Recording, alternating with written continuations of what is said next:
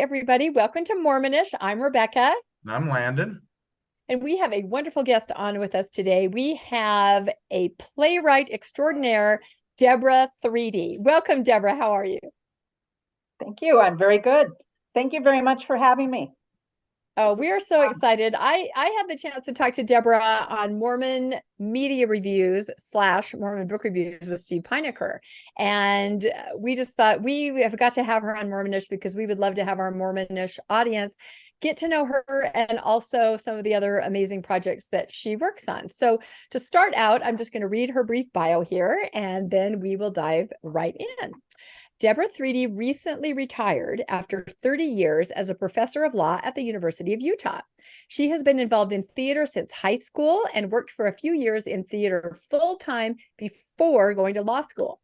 For the last 20 years, Debora's theater life has been focused on playwriting. And I'll give you a clue. That's kind of why we're here today. Deborah was born in Chicago and grew up in the northwest suburbs. She majored in theater arts at Beloit College in Wisconsin, where she focused on acting and directing. After college, she was a teaching assistant in the theater department at Beloit for a year, and then spent a year as a full-time company member at the New American Theater in Rockford, Illinois. After becoming a law professor, she again became involved in professional and semi-professional theater in Salt Lake City. She enjoyed some success there as an actress, including roles at Salt Lake Acting Company, and she directed a couple of shows, but eventually discovered that she was more drawn to writing plays. We can vouch for that. Now, I will tell you guys a little bit about how we encountered Deborah at first. We just saw a post that said, a new play, Mountain Meadows.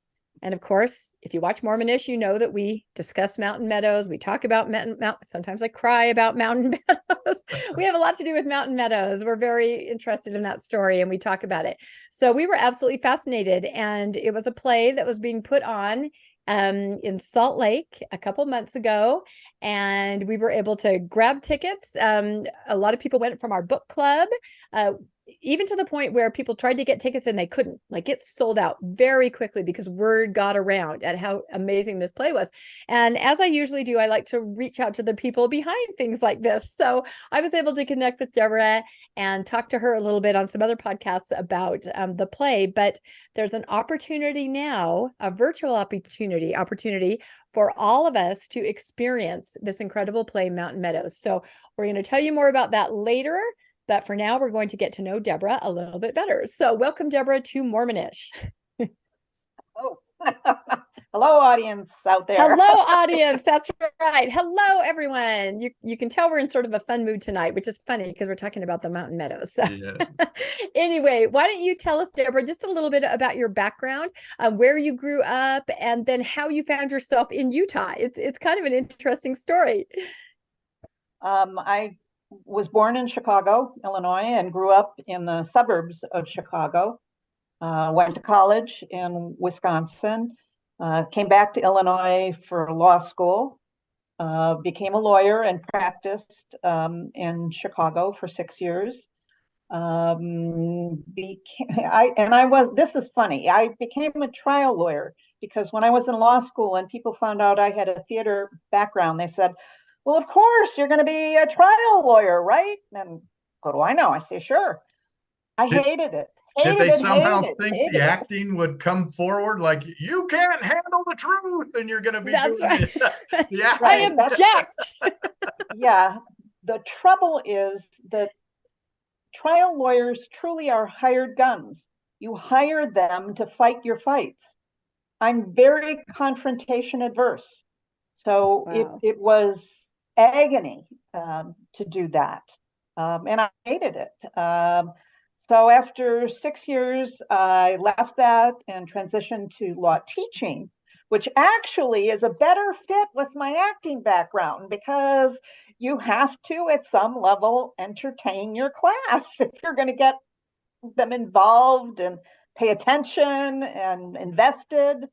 So it actually was a much better fit for me, and which is why I did that for some 30 years before retiring. But I fell in love with theater when I was 16.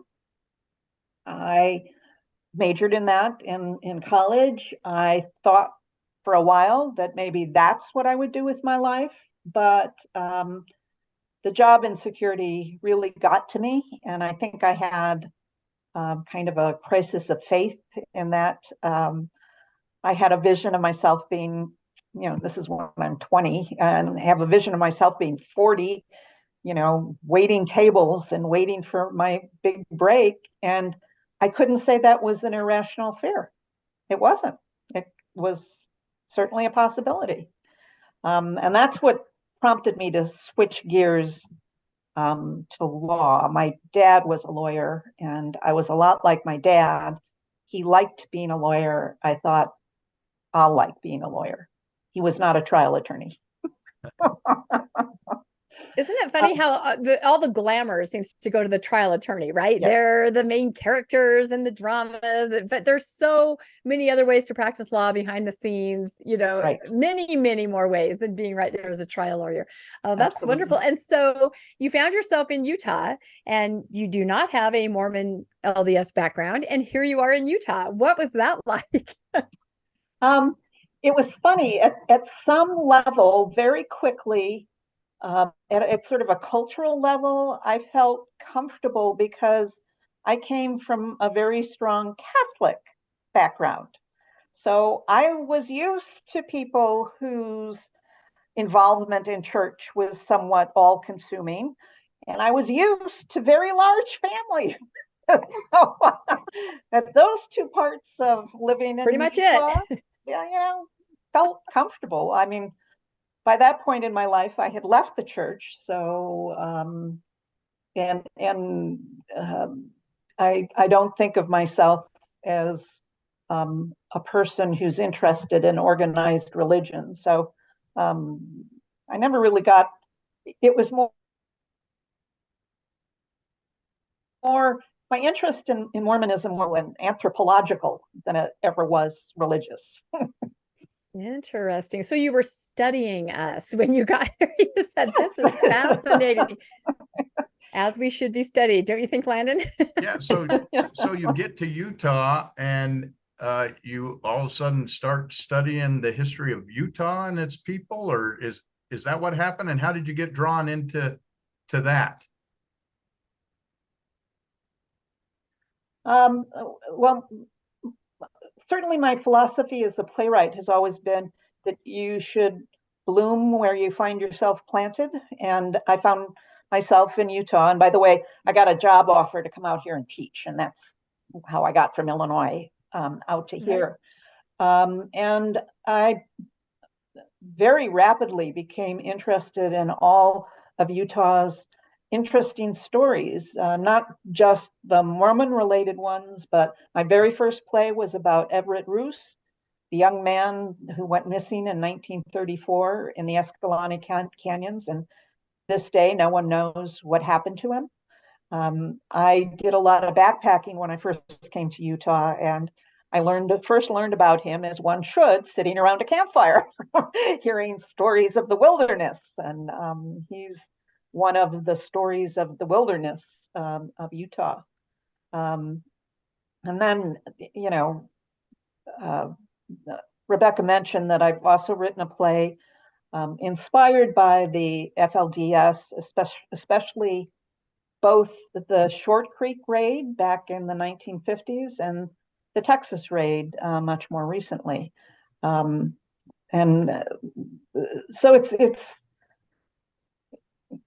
it's happenstance in a way that I find myself here, but when I found myself here and looked around, these were the stories that I found interesting. I've also written a play about the execution of Joe Hill, another very Utah story. So. Have these plays ever been produced, or are they just waiting for a reader's theater or something? The one inspired by the FLDS is the only one that hasn't found a home yet. It's still it's had a reader's theater production, but it has never had a full production. The others, yes, have all had full productions. Oh, that's wonderful. And just to kind of meld together sort of the sociological, cultural, environmental, everything that you saw together as someone coming from the outside. I mean, I think that's what makes, I mean, we've seen the one, Mountain Meadows. I think that's what it makes so provocative about your work. You know, it just has so many elements in it that are just so intriguing and leave you walking out thinking, and you've learned something, but you also want to know more and maybe do your own study. So to me, that's the mark of a really good production, that there's a lot to it. So you tell us how Mountain Meadows was even a topic that you came. Did you know anything about Mountain Meadows when you came to Utah? Or most people don't. That's why I love to ask that question. When did you first hear? How did you hear? Yeah. I truly don't remember when I first heard about Mountain Meadows. I know that, and this was probably the first time I started getting into it in any depth. I was teaching a class on law and archaeology, another one of my interests. And I had invited, it had been recommended to me that I invite Shannon Novak as a guest.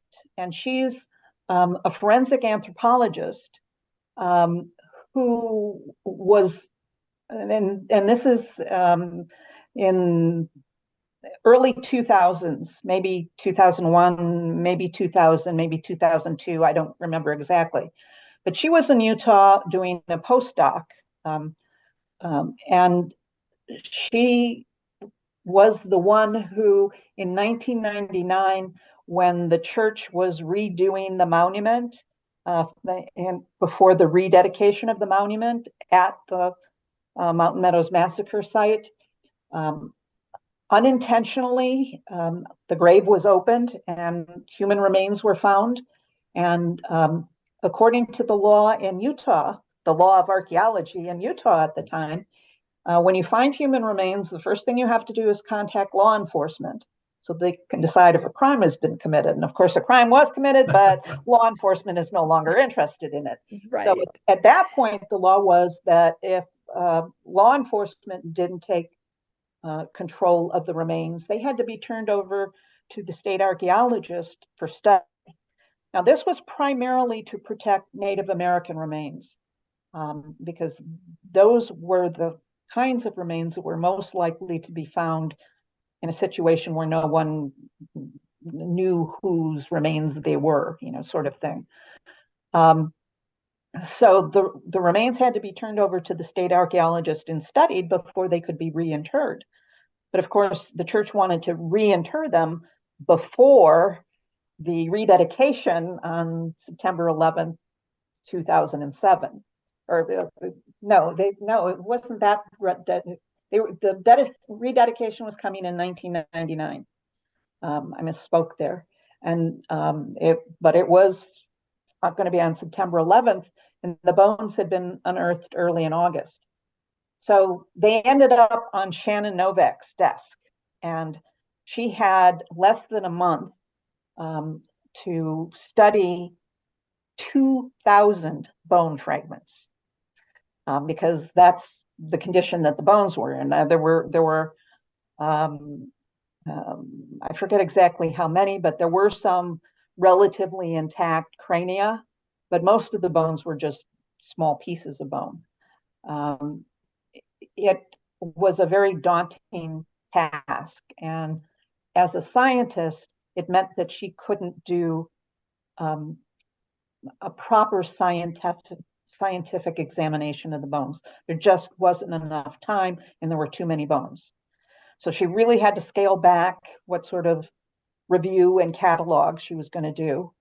And that's what she talked about when she came to my class. And she talked about what she had learned from her admittedly truncated review of the bones. So that was kind of my first introduction to Mountain Meadows. And then in 2007, I think through my friendship with Shannon Novak, because we had stayed in touch, I was, when they were doing the 150-year celebration isn't the right word, commemoration. Commemoration, yeah. The event down in Cedar City, I was invited to talk on a panel, as was Shannon, and we were on the same panel. So in preparation for that, I had done a lot more reading about Mountain Meadows. So that's sort of what led me to Mountain Meadows. Then, and this is the funny part of the story, I retired at the beginning of 2017, and I moved down to Dameron Valley, which is outside of St. George. And I had in my head that the Mountain Meadows Massacre site, which I had never visited, was somewhere by Cedar City, because that's where I had been involved with it. And it is sort of close to Cedar City, but it's a lot closer to Dameron Valley. It is 10 miles away. So one Sunday afternoon, we're out for a drive exploring the neighborhood, and we come around a corner on the highway, and there's the sign that says Mountain Meadows, 1 mile. And I couldn't believe that I lived that close to the site. And I took that as a sign from the universe that I was actually looking for a project at that point. And I took that as a sign from the universe that this was supposed to be my project. Wow. When you move to Mountain Meadows without realizing it, I think it definitely is a sign from the universe. That's absolutely amazing. The play isn't necessarily, it covers Mountain Meadows, but it also involves Juanita Brooks quite a bit. How did you get to Juanita Brooks, and how did you decide to kind of meld the two stories together? Yeah, that's wonderful. It's very much one of my commitments, if you will, as a playwright is to find ways to tell stories, and they don't necessarily need to be women's stories, but to tell them from a woman's perspective. Theater, like the rest of our culture, is really not gender balanced. Most roles are written for men. Most leading roles are written for men. So I've made it part of my commitment as a playwright to redress that imbalance. And I try to have leading roles for women in all of my plays. So now with Mountain Meadows, that was a bit of a challenge because I'm looking at this and going, okay, where are the women? And there aren't a whole lot of women whose stories we know who are part of the actual Mountain Meadows event. But the more I worked on it, who's the woman who is most associated with Mountain Meadows? Juanita Brooks. So because of my commitment to finding a way to tell Mountain Meadows through the perspective of a woman is how I came up with Juanita Brooks as my central character, or at least one of my two central characters. And then, of course, the kind of have to play braids together two stories, one of which is historical, and it's Juanita Brooks' struggle to research and tell and publish the story of Mountain Meadows, and one of which is fictional. There's always been a rumor that there was a girl, who wasn't sent back to Arkansas, but who was a survivor of the massacre. And the fictional story is my imaginative answer to the question of how could that happen? How could that come about, assuming that were true? So there are two women's stories, one of whom's fictional, and Juanita's story are sort of melded together in the play. Yeah, I just love that, the juxtaposition, because it went back and forth in time, and maybe explain to our viewers exactly who Juanita Brooks is. I mean, you just touched on it, but maybe a little more detail for people. Maybe, I mean, we're just talking about her, we know, but maybe not everybody realizes who this very important and pivotal LDS woman. This is an active LDS woman with an interest in Mountain Meadows. So yeah, maybe tell us a little bit more about her so our viewers understand. Sure. Juanita Brooks was born in Bunkerville, which is a suburb today of Mesquite. So she was actually born in Nevada, Two, she's a grandchild of Dudley Levitt. Her grandfather was a polygamist with 5 wives. Her father was not a polygamist, but her family was staunch LDS, and she grew up in a very LDS community way out there on the edge, of the Mojave Desert.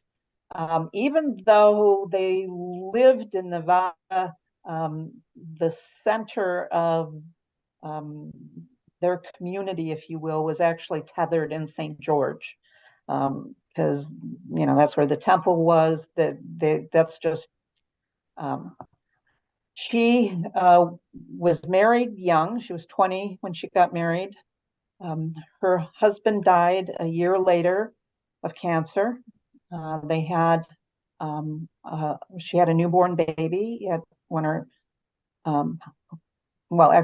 she had a newborn baby. He was about 4 or 5 months old when her husband died. She really had to scramble for a while. Moved back in with her parents for a while, became a teacher, and saved enough money to go to BYU to get, she had gotten at Dixie College, which that's not what it was called then, just like it's not what it's called now, but that's what everybody knows. Good point. She got an associate teaching degree, but she wanted, a full Bachelor of Arts degree. So she went to BYU. The stories that she tells of, she went with a younger sister who would help take care of the baby. And she said her class planning was focused on what classes can I take to take care of the baby when my sister is in class, and what classes can she take to take care of the baby while I'm in class. So, it was a difficult scramble.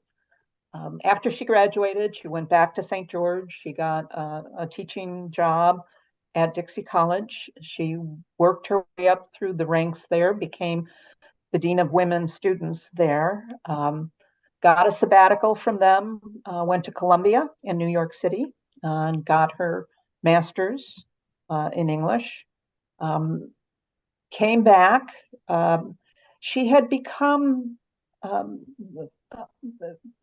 the time of her first marriage, she had become interested in collecting pioneer diaries.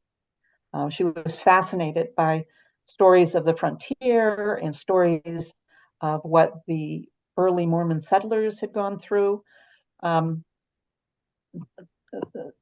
So that became more and more important to her, especially after her second marriage in 1932, 33. I think it was 33.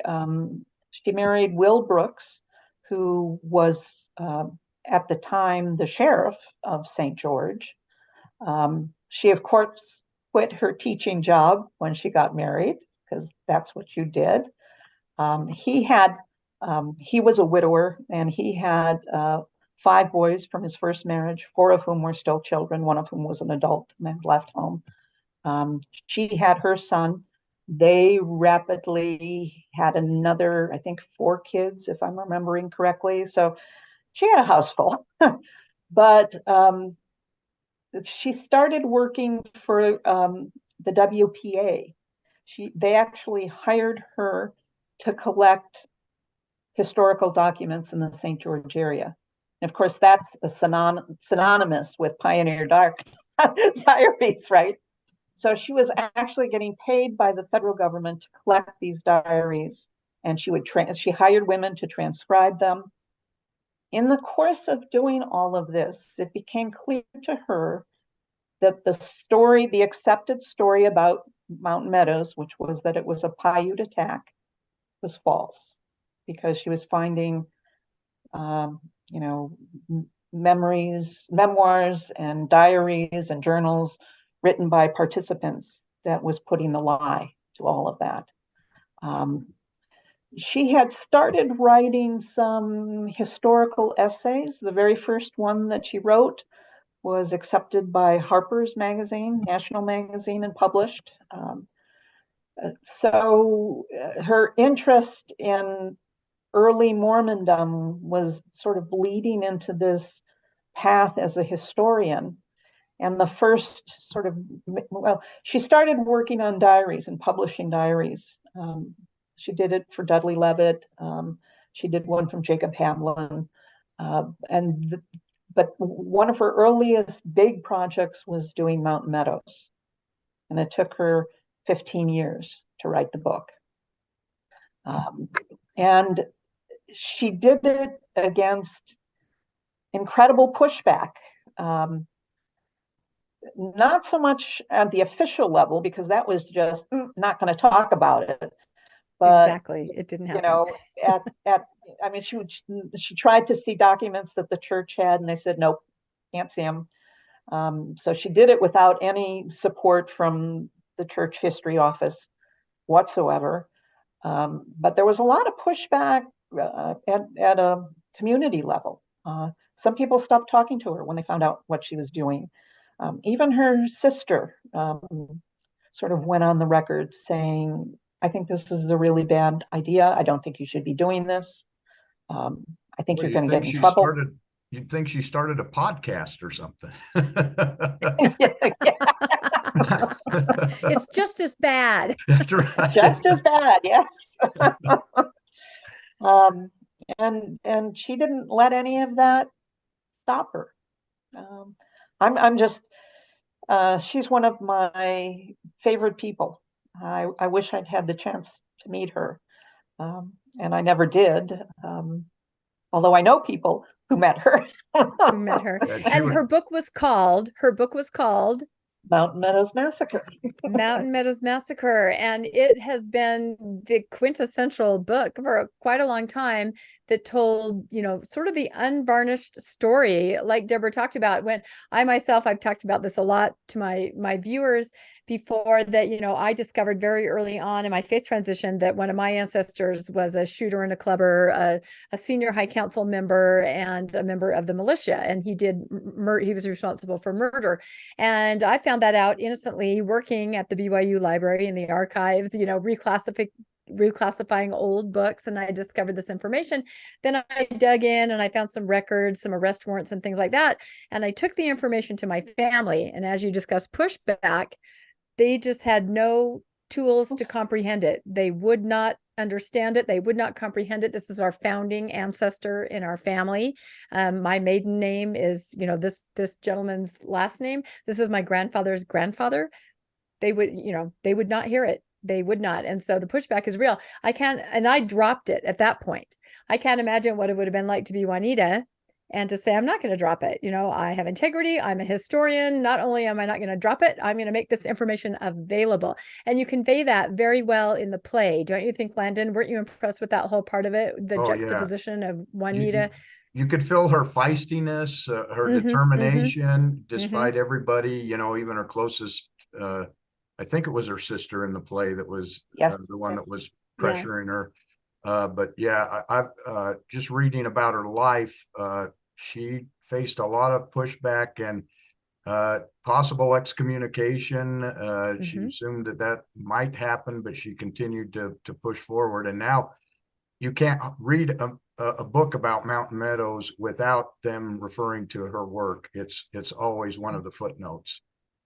Yeah, it's foundational. Yeah. And that's amazing. It is. And the fear of excommunication was real. And it also was upsetting to her. I mean, she did not want to be excommunicated. She thought of herself always as a stalwart member of the church, a daughter of the church. But as she said in the introduction to Mountain Meadows, only the truth is good enough for the church I serve. So she didn't see telling the truth about Mountain Meadows as being an attack on the church. unlike what many other people saw it as. Yeah, and that's so interesting. You hear a lot of people who have stepped away from Mormonism saying, I learned to be truthful. I learned to look for truth and tell the truth in this church. And so I'm going to do that, even if it shines the spotlight back onto the institution that taught me. I'm not going to compromise. And she was so vilified. Wouldn't you say, Landon, growing up, you'd hear, oh, Juanita in that book. I mean, at least in the circles that I was in, she was vilified for what she did, but she identified completely as faithful and a champion of the truth.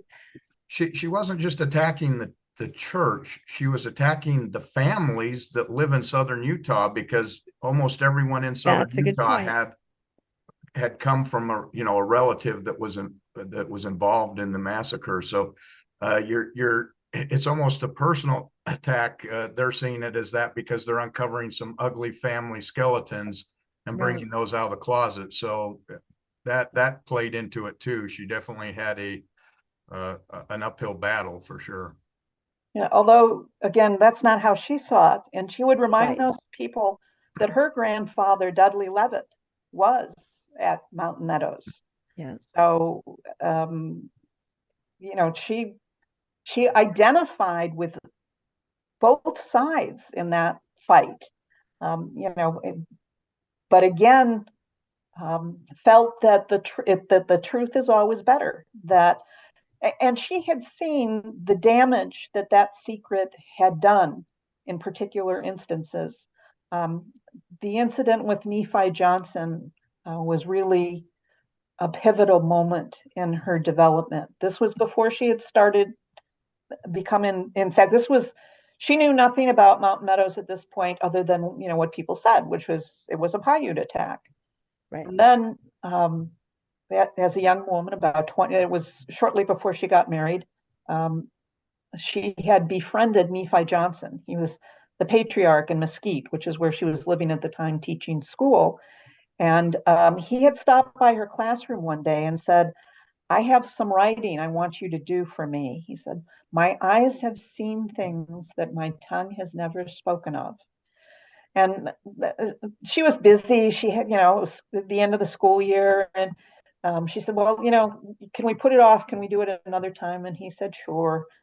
And one thing led to another and never got around to it. And then the following September, she got news that he was dying and that he was asking for her. So she went to his deathbed, and he rallied enough to recognize her at one point, but then he kind of slipping into dementia and was never rational again while she was there. But at one point, he sat up in bed and started yelling and screaming, and he shouted, blood, blood, blood, 3 times. And then he kind of passed out for a while. And she took one of his family members aside and she said, what was that about? What was he talking about? Blood. And they said, he was there. He was at Mountain Meadows. And that was the first inkling she had that the story about Mountain Meadows involved LDS and not just Paiute. And she repeated that incident a number of times as an adult. So it's clear that was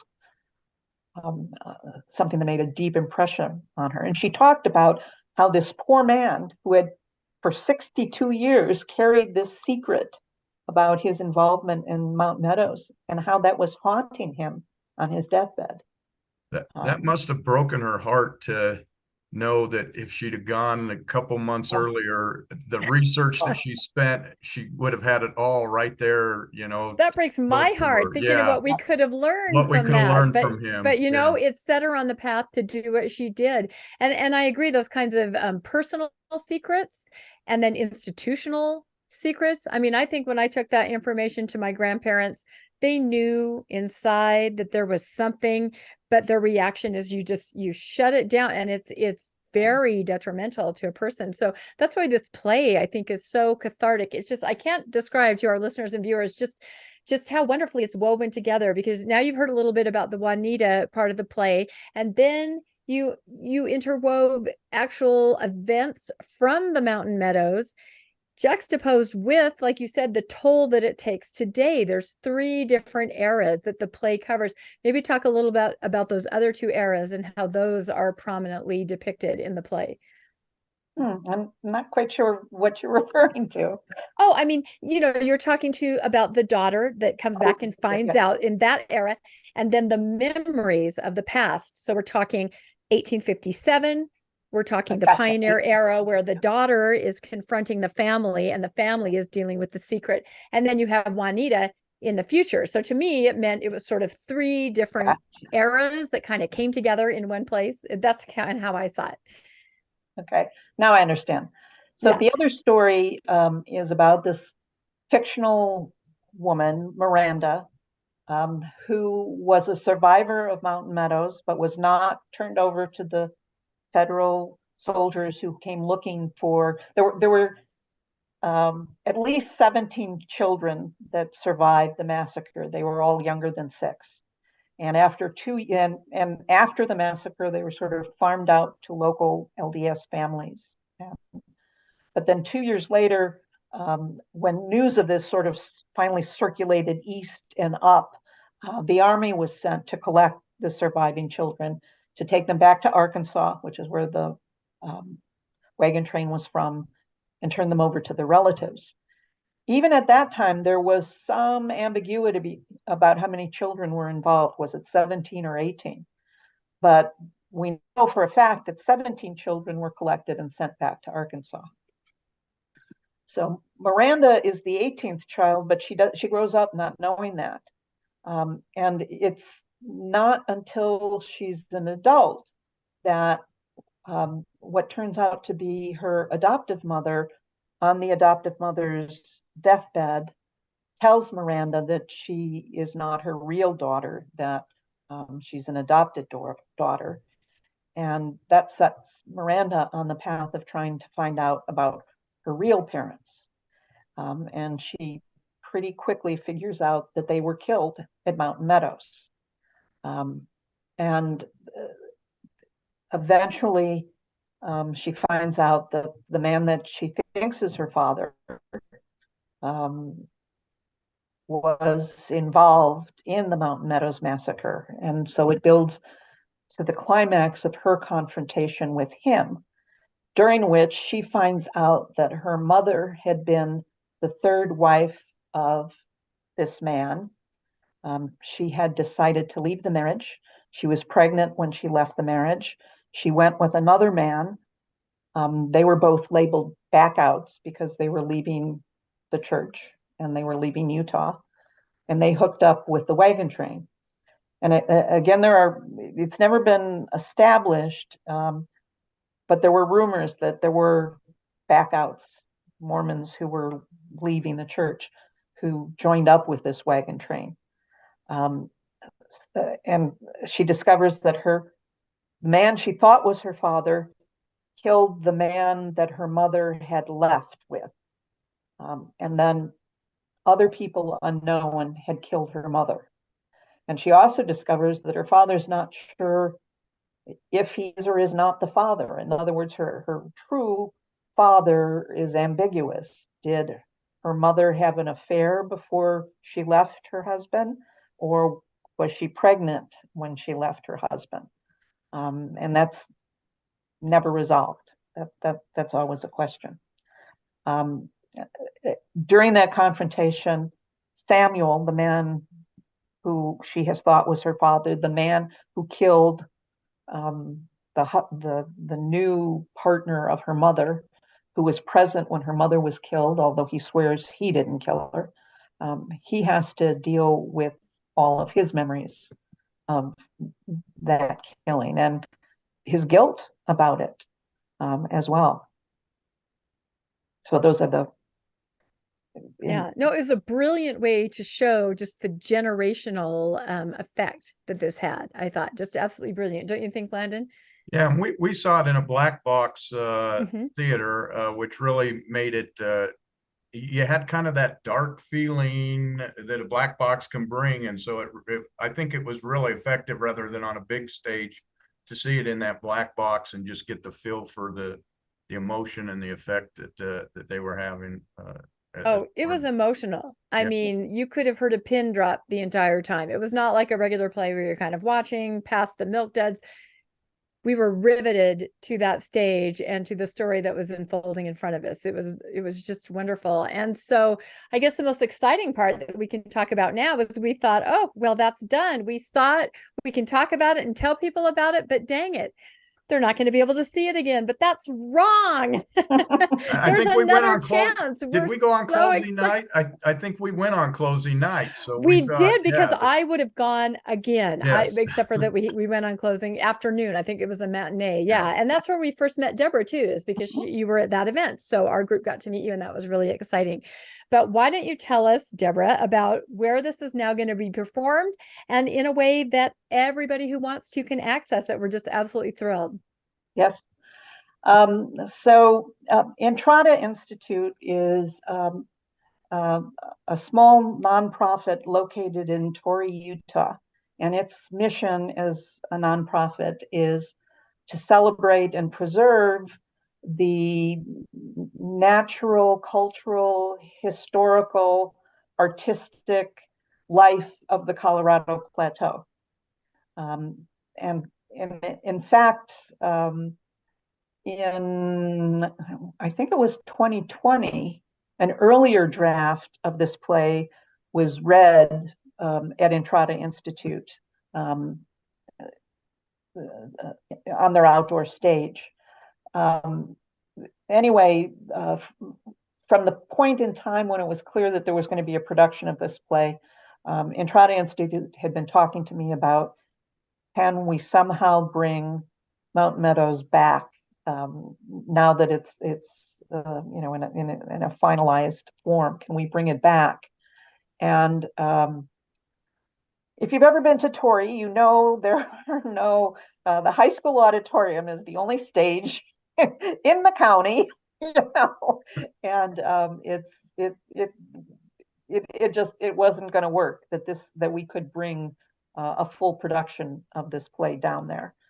But I talked with the director and the cast, and they were more than willing to come down and do a readers theater version of it. So on Saturday, July 15th, Entrada Institute is going to host a readers theater reading of the play using the exact same cast that performed the play at Pygmalion Theater in Salt Lake City, which is pretty remarkable or pretty amazing. For the people who are in attendance there, you know, you'll be in the same space with the cast who will be reading. We're hoping that it can be on the outdoor stage because that will allow more people to be there. But they're also going to live stream it on Facebook, which means that anybody can watch it.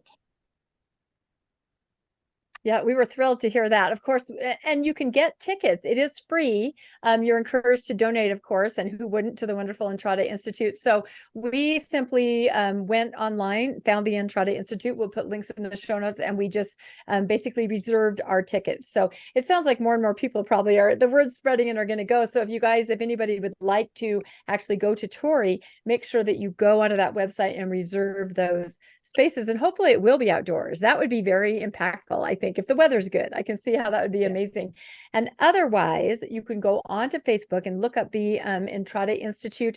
I do not have links yet because they haven't put them out specifically to this event, but you can kind of prep for it by finding the Entrada Institute online. And then as soon as I get those links, I'll be putting them out on Mormonish and on my Facebook page, just everywhere that I can put them to try to get everyone to be able to access it. And you'll be able to enjoy this incredible readers theater. And I have to say, when I first heard it was a readers theater, I thought, oh, I wonder who they'll get to do it. And then when I heard it was that original cast, which, don't you agree, Landon, was spectacular. They were just amazing. It was very well done. I'm very well interested to see how you're going to do the reading, because if I remember right, some of the characters played multiple roles.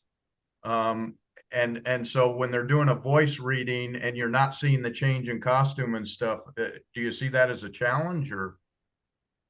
Well, the director is going to be reading the stage directions, which is how you adapt a play to a readers theater format. So she'll, for example, the same actor plays the relative of Nephi Johnson at his deathbed scene, plays the fiance of Miranda, who himself, although but a boy, was at Mountain Meadows, and then also plays an officer in the church who won't let Juanita Brooks look at the documents they have. So he's playing 3 different roles. But for each one of those scenes that he's in, the stage directions will say, I'm forgetting. It's my own character, and I'm forgetting what name I gave him for the very first scene.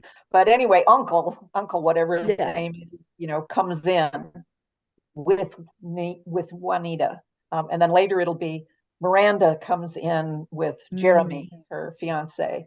And then it'll be Brother Anderson comes on. So you'll be told, in effect, that he's a different character. So I actually don't think it'll be a problem at all. No, you'll be able to visualize, I think, pretty clearly from reader theaters that I participated in. That's how it is. So have you read any of there are several different books written about the Mountain Meadows. There's Will Bagley and his Blood of the Prophets.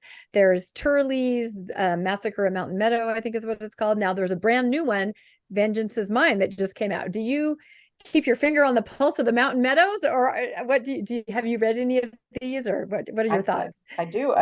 I've read Bagley's book. I've read the Massacre at Mountain Meadows. I recently traveled from Utah to Oregon, and I tried to get Vengeance is Mine before I left, but it hadn't actually hit the bookstores yet. So, dang it. But that's on my to-do list of things I have to order. Oh, for sure. Yeah, we're reading that in our book club right now, and I'm going to have the chance to interview Barbara in a couple of weeks on, I think, 2 different podcasts. So that'll be really interesting too, because that book deals with the aftermath, the trials and who really was responsible or who was the scapegoat. And there are very strong opinions about that everywhere. That's what's so amazing to me, is the opinions are still so strong.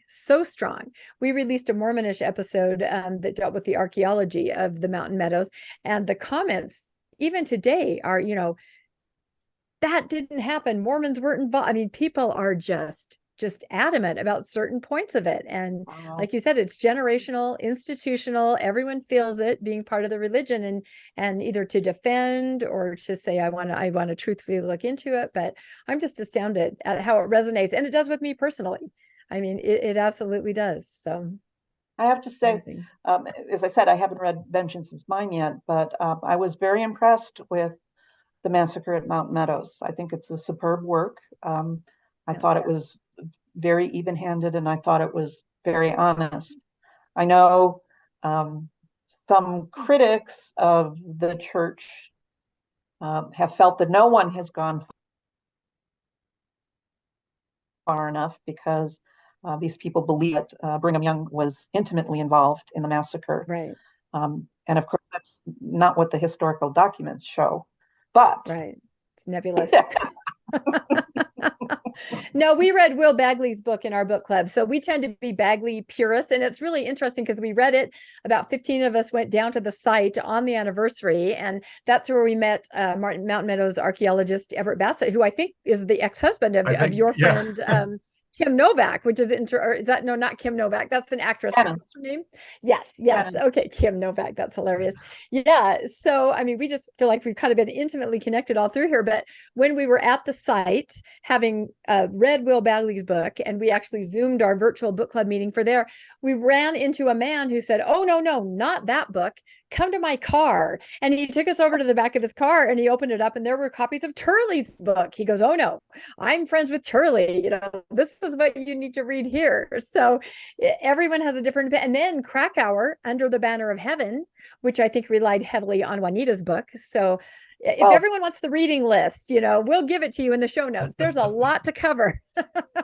Everybody's book relied heavily on Juanita's book. Yes. Well, and if you think about it, Turley, as the church historian, had access to those documents that Juanita did not have access to. And Barbara Brown is a co-author of the second one, has talked about that, how they had access to everything and were able to look through it. And I think they did try to be really fair and balanced, and they said, from what I understand in my conversations with her, she said, yeah, we looked at Brigham Young and there was a lot of rhetoric, that fear mongering rhetoric that he was responsible for, but they could not find direct evidence that he would, so there's a lot of back and forth, and maybe we'll never know. We probably never will know definitively if they've gone through all the records, but it's just as interesting today as it was then. And there are new things coming out all the time. So maybe there'll be a part 2 for you. What do you think? Well, I definitely would like there to be a part 2 because I very strongly feel that I'm not done with Juanita, that I would like to tell the fuller story of her life. I'm such a fan of hers.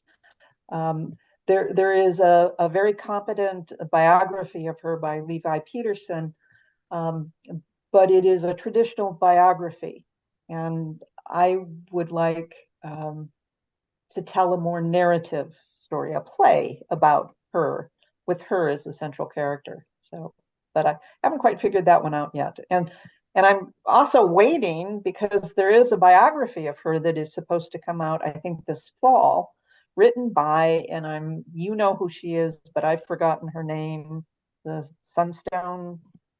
Oh, by Lindsay Hansen Park. Yes. Yes. You're right. Now that you said that, I remember that. You're absolutely right. Oh, that's going to be brilliant. Yes. No, she's incredible. And I love it because it's a strong woman's voice from the past. And there were many strong women, but their voices were lost. In this case, Juanita fought so hard and her voice lives on so that people can actually write about her and let us get to know her. So I love that. The biography followed by another play by Debora Threedy. We're going to book you to be on in 2 years? Maybe that'll, you've got it done, to talk about your new play, Juanita. I can literally getting goosebumps. I can see it. Can't you, Landon? Absolutely. No, that'd be a great one. Oh, I love it. Well, we just thank you so much for coming on and letting us all know about this. We are going to put copious notes in the show notes to make sure that everybody has a reading list of the books that we've mentioned. We'll call it the Summer of Mountain Meadows. It's a topic that there's a lot of value in digging in and finding out more about it. There's a lot, and it's just as relevant today as it always was. So we'll put all that kind of information in the show notes, and I will post things as we get closer. It's July 15th. Which is a Saturday. It's at, I believe, 7:00 at night. And there will be a link on Facebook with the Entrada Institute where you can virtually sit on your couch with a bowl of popcorn and you can enjoy this. Or if you're an adventurer, you can join us in Torrey. We're going to be down there in Torrey, Utah for the play. So again, we'd like to thank Deborah. We'd like to thank Landon. We'd like to thank all of our viewers and listeners. Please like and subscribe. And if you would like to be notified when new episodes of Mormonish are coming out, you can hit the notification bell. And we actually did finally figure out how to accept donations. We had people ask if there was a way that they could help and contribute to Mormonish. And so we have links in the show notes to a Venmo and PayPal if you'd like to support us that way. We just appreciate all of you and love you guys so much. So thank you again from Mormonish. Thanks for joining us for another episode of Mormonish. We really appreciate our listeners and would love to hear from you if you have a story you'd like to share. You can email us at mormonishpodcast@gmail.com. You can also find us on Facebook, Instagram, and on our website, mormonishpodcast.org. And don't forget to look for us on YouTube and like and subscribe. Keep joyful, everybody.